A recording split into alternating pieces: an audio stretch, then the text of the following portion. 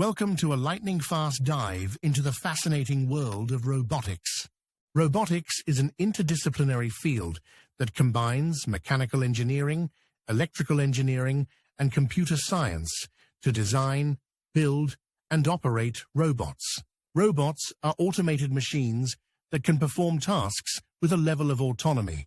They come in varying forms, from humanoid robots to industrial robots, and are used in countless applications, including manufacturing, healthcare, and exploration.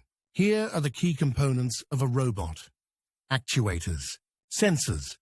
These serve as the robot's sensory organs, providing data on its environment. Controller. This is essentially the robot's brain. Power supply. Robots need energy to function. End effectors. These are the tools attached to the robot's arm. Understanding robotic systems also involves learning about kinematics and dynamics. Programming is another vital aspect.